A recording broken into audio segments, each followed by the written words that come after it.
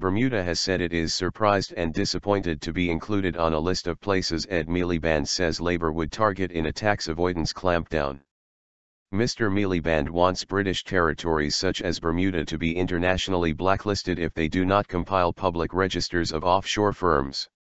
Bermuda's government said it had operated a central registry of companies since the 1940s. Gibraltar says Labour was being unfair as it was subject to EU rules. Mr. Miliband has sent a letter to the leaders of the British overseas territories of Anguilla, Bermuda, British Virgin Islands, Cayman Islands, Turks and Caicos Islands, Gibraltar and Montserrat. He also contacted the Crown Dependencies of Jersey, Guernsey, and the Isle of Man.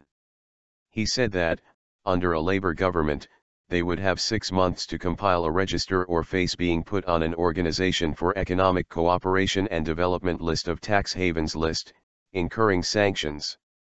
Fraud fight. Bermuda Premier Michael Dunkley said it remained open to dialogue with the UK.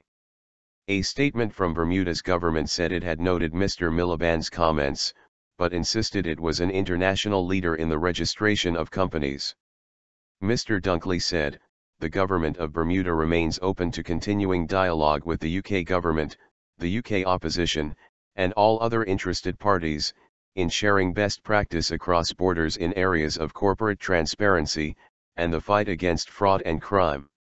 We would also remind Mr. Miliband of Bermuda's strategic economic contribution to the UK, which includes direct and indirect employment in the UK of 100,000 people, as well as our role as a global hub for the reinsurance and insurance industries, providing the critical underwriting required for damage arising from natural disasters and terrorist events." Speaking on Sky News's Mernaghan program, Gibraltar's Chief Minister Fabian Picardo said, "The standards that apply in respect of financial services and their provision from Gibraltar are exactly the same standards that apply in respect of London, in respect of Frankfurt and the rest of the EU. Therefore it is quite unfair to characterize Gibraltar as a tax haven." The leader of the Gibraltar Socialist Labour Party added that ministers were adopting an anti-money laundering directive in September and it was very unlikely Gibraltar would find itself on the kind of list proposed by Labour. Labour argues overseas territories and Crown dependencies could help to stop or stem tax avoidance by showing tax authorities who is diverting money into companies there.